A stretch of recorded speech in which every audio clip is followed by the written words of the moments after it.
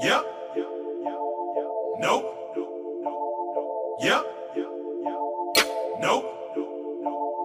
Yep. Nope.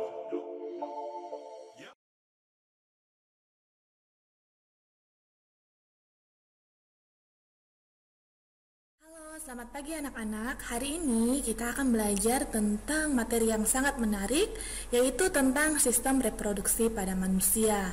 Nah, ini adalah materi yang sangat penting sekali karena di sini kita akan belajar tentang alat-alat reproduksi, fungsinya, penyakit-penyakit pada alat reproduksi, dan juga proses pembentukan sel sperma dan juga sel ovum.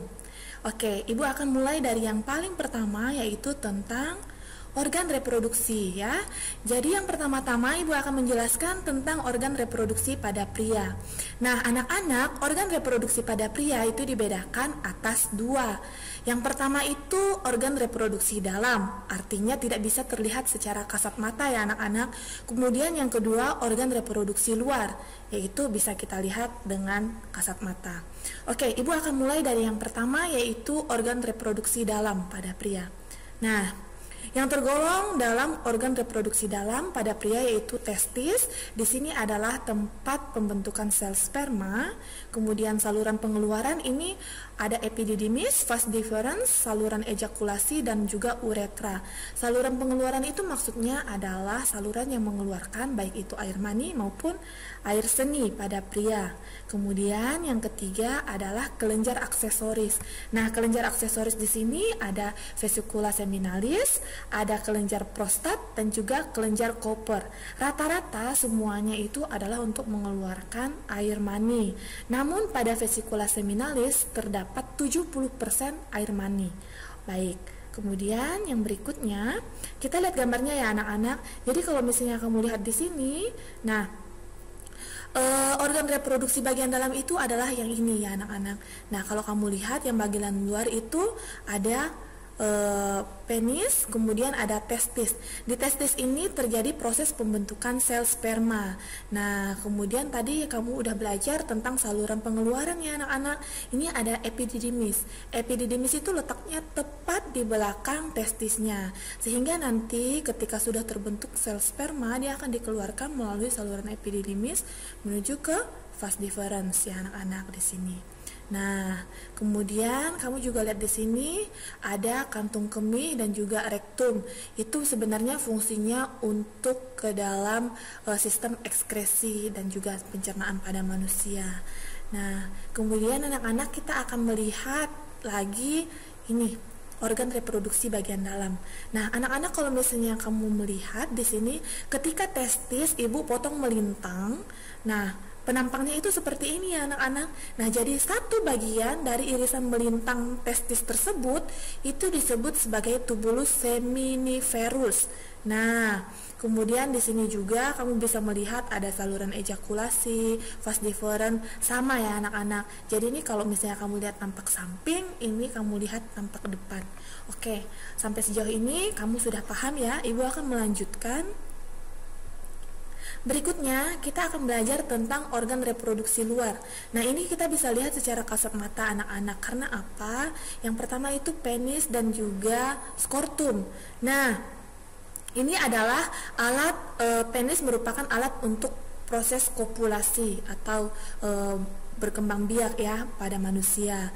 Nah, kalau misalnya kamu lihat penis dan skortum itu merupakan satu kantong yang di dalamnya terdapat testis. Nah, jadi kamu ingat ya anak-anak, tadi testis kan organ reproduksi bagian dalam. Nah, yang bagian luarnya itu namanya skortum atau kantongnya. Nah, hal yang baik di sini anak-anak perhatikan. Kalau seandainya kondisi cuaca sedang panas, nah skortum ini akan mengkerut. Kenapa? Karena dia akan menyesuaikan kondisi dengan suhu atau beradaptasi, sehingga sel sperma yang terdapat di dalam testis ini tidak rusak. Begitu pula sebaliknya anak-anak, ketika kondisi cuaca sedang dingin, dia tidak akan mengkerut. Artinya dia akan dalam kondisi bentuknya bulat, itu untuk menjaga agar sperma yang di dalamnya tetap dalam kondisi normal. Nah, selanjutnya ibu akan menjelaskan tentang hormon pada pria. Nah, yang pertama anak-anak ada testosteron. Nah, jadi testosteron ini fungsinya adalah untuk merangsang pematangan sel germinal, yaitu fungsinya untuk pembentukan sperma. Nah, jadi kalau anak-anak sering dengar kata testosteron, nah itu dia fungsinya ya anak-anak, untuk merangsang perkembangbiakan sperma. Kemudian ada hormon LH atau luteinizing hormone. Nah, ini fungsi LH ini adalah untuk mengekskresikan testosteron atau untuk mengeluarkan testosteron. Berikutnya ada hormon FSH atau follicle stimulating hormone. Nah, dari katanya aja stimulating ya anak-anak, berarti dia merangsang. Ada satu sel namanya sel Sertoli untuk mengatur perkembangbiakan sperma pada pria. Kemudian bukan hanya pada wanita, pria juga punya anak-anak hormon estrogen. Nah, kalau pada pria fungsinya berbeda, karena pada pria fungsinya adalah untuk pematangan sel spermanya. Nah, begitu. Kemudian ada hormon pertumbuhan untuk organ-organ sekunder. Selanjutnya tadi Ibu udah jelaskan tentang organ reproduksi dan juga hormon pada pria. Sekarang kita akan belajar bagaimana sih proses pembentukan sel sperma di dalam tubuh pria. Oke anak-anak, sekarang kalau misalnya kamu lihat, tadi ini adalah testis ya anak-anak. Ketika testis ini Ibu belah melintang, di sini ada namanya epididymis ya anak-anak. Oke, epididymis ini Ibu perbesar lagi menjadi lebih besar, ada namanya, nah ini dia anak-anak, ada seminivorous tubulus. Nah, jadi di dalam seminivorous tubulus ini atau tubulus seminivorous terdapat proses pematangan dari sel sperma tadi. Awalnya dari mana? Nah, awalnya ada namanya spermatid ya, spermatid ini masih memiliki kromosom yang haploid. Nah, jadi dia akan membelah secara mitosis, membentuk apa dari spermatogenium, dia akan membentuk spermatosit primer. Nah, di sini ketika dia membelah secara mitosis, dia akan memiliki kromosom yang diploid atau 2N. Nah, dari sini dia akan mengalami fase pembelahan meiosis 1. Nah, lihat anak-anak, dia akan terbagi menjadi 2. Nah, jadi ada 2 spermatosit sekunder, nah yang sifatnya haploid atau N ya anak-anak. Nah, dari spermatosit sekunder ini dia mengalami pembelahan meiosis sekunder lagi, pembelahan meiosis yang kedua, sehingga terbentuk spermatid. Nah, spermatid ini anak-anak dia itu bersifat haploid. Nah, di sini sel spermanya itu belum terbentuk ya anak-anak, dia masih dalam bentuk spermatid dan dia memiliki 1x23 kromosom, sehingga nanti anak-anak ketika spermatid ini belum punya ekor, dia itu akan mengalami spermiasi atau pematangan dari sel sperma tadi, atau istilah bahasa gampangnya itu dia tuh udah tumbuh ekornya, kayak gitulah ya. Nah, jadi dia menjadi spermatozoa dengan bantuan sel Sertoli yang tadi Ibu jelaskan sebelumnya. Nah, ketika dia sudah punya ekor, dia menjadi sel sperma yang matang, seperti itu. Oke, sampai di sini anak-anak paham ya? Ibu akan melanjutkan kepada organ reproduksi pada wanita. Nah, tadi kamu udah paham nih tentang pria. Sekarang kita mari pahami sama-sama tentang wanita ya anak-anak. Nah, kalau wanita sama, dia juga dibedakan atas organ reproduksi dalam dan juga organ reproduksi luar. Nah, kalau organ reproduksi dalam itu yang tergolong dalam organ reproduksi dalam ada oviduk atau biasanya yang anak-anak kenal dengan istilah tuba Fallopi atau leher rahim ya anak-anak. Kemudian ada uterus. Uterus itu merupakan rahim atau cervix. Kemudian ada vagina. Nah, coba anak-anak perhatikan gambar yang Ibu tampilkan di layar ya. Jadi ini adalah leher rahim dan ini adalah ovarium. Ovarium itu adalah tempat pembentukan sel ovum atau sel telur pada wanita ya. Kalau kamu lihat bulat-bulat di sini itu adalah folikel ovarium. Nah, atau kantong-kantong ovarium. Nah, rahim itu di mana anak-anak? Di mana bayi itu bertumbuh? Bayi itu bertumbuh di sini anak-anak, di dalam uterus. Nah, jadi ada badan uterus, ada cervix uterus. Nah, begitu. Kemudian yang di bawahnya itu ada vagina atau liang peranakan. Oke, kamu udah paham ya? Selanjutnya Ibu akan jelaskan tentang organ reproduksi bagian luar pada wanita. Nah, untuk wanita, organ reproduksi bagian luarnya itu adalah vulva. Kamu jangan bingung lihat gambar di depan, karena ini kamu lihat kalau seandainya pada individu kita potong melintang, pada manusia wanita bentuknya akan seperti ini anak-anak. Nah, jadi vulva itu yang tergolong dalam vulva ada apa saja? Yang pertama itu ada labium mayor, kemudian ada labium minor ya. Nah, itu merupakan lipatan pada luar dari vagina. Kemudian ada klitoris. Nah, selanjutnya Ibu akan menjelaskan tentang hormon yang terdapat pada wanita. Oke, tadi sudah pada pria, sekarang wanita ya anak-anak. Yang pertama itu FSH atau follicle stimulating hormone. Nah, ini berfungsi untuk memacu pertumbuhan dan pematangan pada folikel atau sel telur dalam ovarium. Tadi Ibu udah tunjukkan gambar yang bulat-bulat, itu adalah folikel ya anak-anak. Jadi FSH ini yang berfungsi untuk memacu pematangannya. Kalau LH, luteinizing hormone. Nah, ini memicu proses ovulasi atau pelepasan sel telur dari ovarium. Jadi di dalam ovarium tadi sel telur itu kan akan terbentuk ya anak-anak.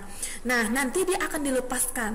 Nah, dia akan dilepaskan per bulan. Makanya nanti pada wanita ada proses menstruasi namanya untuk mengeluarkan sel telur yang di dalam ovarium tadi.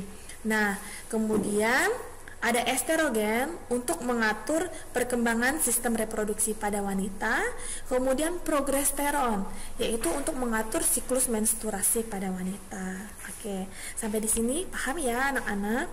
Selanjutnya kita akan belajar tentang proses pembentukan sel telur pada wanita. Oke. Tadi kita udah belajar tentang proses pembentukan sperma, sekarang proses pembentukan sel telur. Yang pertama, nama proses pembentukan telurnya tadi oogenesis ya anak-anak. Kalau proses pembentukan sperma, spermatogenesis. Oke, mirip sama spermatogenesis. Yang pertama ada oogonium namanya. Dia ini punya 2 kromosom atau 2 N ya, diploid. Kemudian dia akan membelah menjadi oosit primer. Kemudian di sini dia berhenti anak-anak. Jadi ini pada wanita itu keren banget. Kenapa? Karena proses dari oogonium menjadi oosit primer ini terbentuk pada waktu mulai usia balita. Tapi dia akan diam sampai di sini saja, menuju sampai dia dewasa, baru dia akan aktif kembali. Ketika dia remaja menuju dewasa, oosit primer ini akan mengalami pembelahan meiosis. Nah, membentuk satu oosit sekunder dan juga satu badan polar. Nah, oosit sekunder ini tadi membelah lagi anak-anak menjadi ootit yang bersifat haploid atau N dan juga badan polar sekunder. Kemudian dari ootit haploid tadi terbentuklah ovum. Nah, proses ini terjadi di mana? Sama. Kalau tadi pada pria terjadinya di testis, pada wanita terjadinya di mana? Di ovarium, benar. Ovarium itu nanti kalau kita potong melintang gambarnya seperti ini ya anak-anak. Nah, jadi ini ada corpus luteum, kemudian ada oosit primer, ada folikel primer, ada kemudian folikel yang sudah matang. Nah, perhatikan, ini ada oosit sekunder kayak gitu. Nah, berikutnya kita akan belajar tentang kelainan atau penyakit yang terdapat pada sistem reproduksi. Oke, kita belajar dari yang pria dulu ya anak-anak. Yang pertama itu ada hipogonadisme. Apa itu hipogonadisme? Dari katanya hipo berarti dia itu rendah. Nah, jadi penyakit ini adalah hormon seksual yang dimiliki oleh pria ini jauh di bawah jumlah normal. Itu artinya. Kemudian kriptorkidisme itu tidak memiliki testis ya. Kemudian uretritis. Nah, dari kata uretra berarti ada peradangan pada uretra. Ini disebabkan oleh infeksi bakteri. Jadi kalau kamu lihat di sini, ini yang meradang, sehingga ini menyebabkan kelainan pada sistem ekskresi manusia. Kemudian ada prostatitis. Nah, prostatitis dari kata prostat ya anak-anak. Apa itu? Merupakan radang pada kelenjar prostat. Mestinya normalnya prostat pada pria itu bentuknya seperti ini, tapi karena meradang dia menjadi membesar seperti ini. Nah, ini yang menyebabkan pria itu merasakan nyeri pada saat kencing, atau biasanya kita kenal dengan bahasa awamnya sakit kencing. Nah, berikutnya ada epididymitis. Nah, epididymis itu dari kata epididymis ya anak-anak. Nah, apa itu? Itu merupakan radang. Nah, ini normalnya kan seperti ini ya anak-anak. Nah, tapi karena terjadi peradangan dia membekak dan membesar menjadi seperti ini. Ini disebabkan bisa jadi karena infeksi bakteri atau karena penyakit menular seksual. Yang terakhir adalah orkitis. Nah, agak-agak jarang didengar, ternyata orkitis ini adalah radang pada testis. Nah, di sini meradang, itu bisa jadi karena infeksi bakteri atau bisa jadi karena infeksi virus. Oke, itu beberapa penyakit yang terdapat pada pria. Selanjutnya, kita akan belajar tentang penyakit yang terdapat pada wanita ya anak-anak.